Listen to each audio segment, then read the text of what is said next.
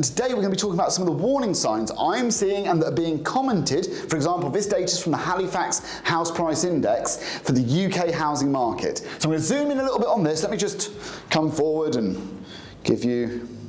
So let's get into the video and let's start talking about what the Halifax has said in their most recent update. So the very first thing to say in this video is I'm not a doom scarer, I'm not somebody who listens to these calls, gets overhyped or anything like that. I'm pretty measured in my response to all of these things. But at the same time, I can see some things going on around me that are a little bit concerning. And I'm going to give you some of the information behind that as well, and my thinking, as well as economists' comments and everything else, so that you can make your own opinion. And the first thing I want to touch on is really going to be the cost of living and affordability, and everybody's seeing that around them. Now remember, with property, investors make up a very small amount of the people who own property in the UK. The market is by far greater for residential buyers who are going to live in their properties. So we need to bear that in mind, that cost of living and affordability really do play into those points, because if people can't afford to pay X for a property, they won't. And investors won't always be able to fill the gap, because the yield will start to come down. In the same way they can't afford the rent, they won't. And even in those scenarios, I wouldn't be saying that that's the end of property investing. There's lots of things we can do. HMOs. If you can't afford to rent a flat, what are you going to do? Rent a room. So I've got some strategies, I've got some value that I can give to you. I've got some insight from my property portfolio. Hopefully, all of this together, we're going to come up with a really good video today, and we're going to be able to talk through some of these issues. Now, I'm hopefully going to put an image about the Halifax up there somewhere. Fingers crossed, this is the first time I've edited it myself and put an image on there. But the first thing I want to say, average house price up to £276,759. Always hard to try and say these numbers. And that was a monthly rise of 0.3%, which incidentally is the lowest since June 2021. And that is really why I titled this video, Has the Great House Price Crash Begun? And the reason is that it is starting to slow. And everybody can see this coming. And everybody knows that this is likely to happen due to this affordability thing. Even so, a 0.3% growth, that's brought my property portfolio, which last month, let's assume it's all grown by average, last month was worth £3,178,109, and this month is now worth another £9,534 at £3,187,643. Now, the importance with all of this is, and why we're tracking it here, is to understand that the risk of being out of the market is also quite large. In 2020, or since 2020, if you've been out of the market for the whole 2 years, 18% aggregated average growth. On a portfolio of 2 million, let's wind back and assume I didn't do any purchases or anything in 2020, or 2021, I'd have probably had about 2 million. That's 360 odd grand off the top of my head. Quick maths, yep, 360 grand. That would be what I'd have missed out on. So being out of the market is also risky. So let's just start with that point, that actually being in the market's risky, being out of the market's risky. But we need to understand what's happening, and more importantly, why it's happening, so that we can see where there's a risk. Now, transaction numbers, actually they're down massively. Over the last 3 months, they're down 18.5%, and that is seasonally adjusted. So that's adjusted for the season. And year on year, they're down 20%. And the Halifax have commented that their transaction numbers are starting to return to below pre-pandemic numbers. So that's quite interesting, I think. That means the flurry of activity that took place due to, in my opinion, lots of free money flowing around, lots of people saving money, a rush for space. Again, remembering that most purchasers are going to live in their properties. So they were living in flats, they wanted to sell their flats, rush for space. Flats haven't increased in value very much at all. Property prices with gardens have. So, you know, there's lots of that playing into it. But really, they're returning to pre-pandemic levels. And that means that the growth is starting to slow, because transactions are starting to reduce.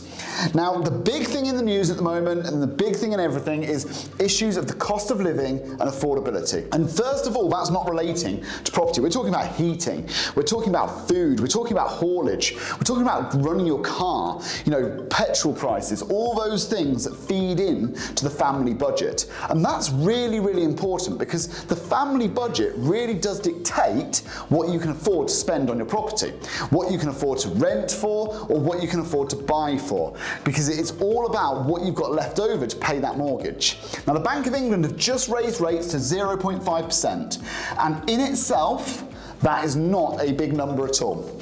But if it is a sign of things to come, with inflation keeping notching up and they're going to start restricting the amount of money people have to spend, well, that becomes an issue. Because once that starts rising, what you're going to see is people having less disposable income. If they've got less disposable income, they've got less to spend on their rent, they've got less to spend on their mortgage, and we're going to probably see property prices soften, in my opinion.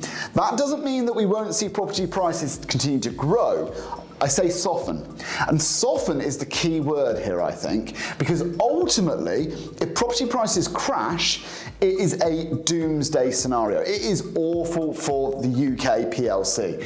Ultimately, there are a lot of people who've taken out 95% mortgages, help to buy schemes, all these sort of processes which have pumped up property values, and if all of that was to unravel, the bill would be huge for UK PLC. It's more likely that the government, the Bank of England, people will need to step in and make sure that that doesn't happen, and then we'll see interest rates possibly going in the other direction. Remember, right now, a 30-year German bond, a minus interest rate, which means if you lend the German government £10,000, they promise to pay you back less than that you lend them. It's insane, which means money is essentially, in their opinion, worth less than it is today.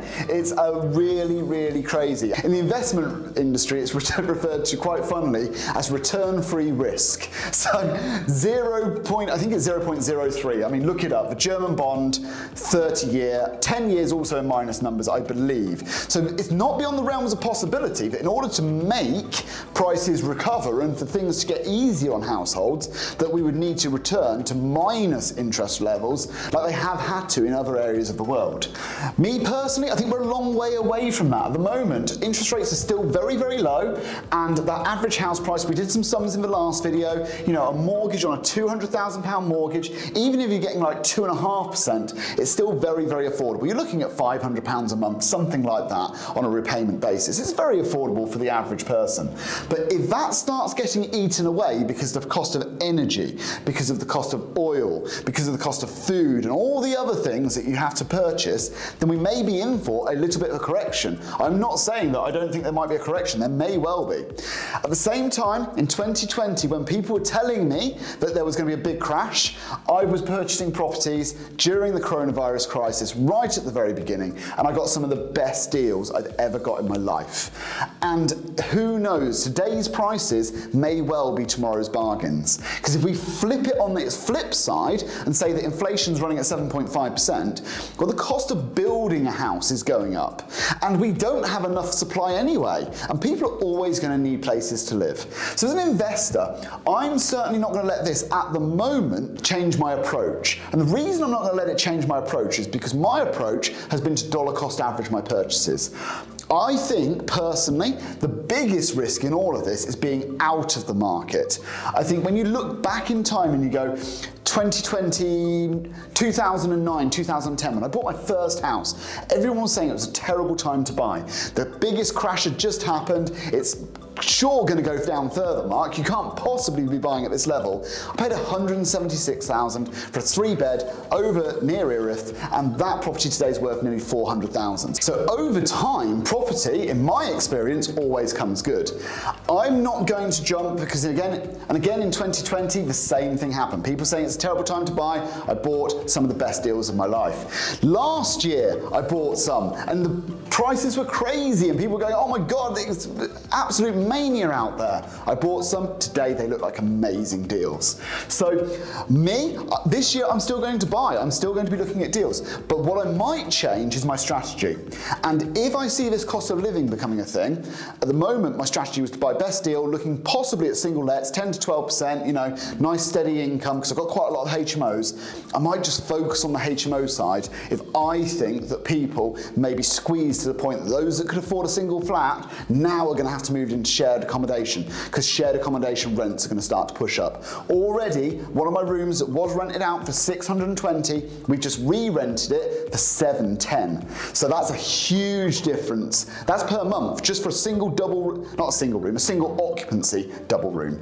£710 a month. It's a big jump, and we're seeing in some of the areas that we operate an ability to really push those rents up. In other areas that hasn't happened yet, but in some of the areas we operate, accelerating, we're seeing the ability to push rents as the single let properties are becoming more expensive and people are going, actually, I can just afford shared accommodation. So there will always be opportunities for investors. They really will. I believe in all markets there's always opportunities. But at the moment we should keep a close eye on these numbers. 0.3%. I think that's the slowest growth since June 2021. It's certainly, if you're looking at the curve, it's going like this and slowing down. Now at the point that it starts to slow down, this is known as an inflection point. It can easily start to drift into negative territory.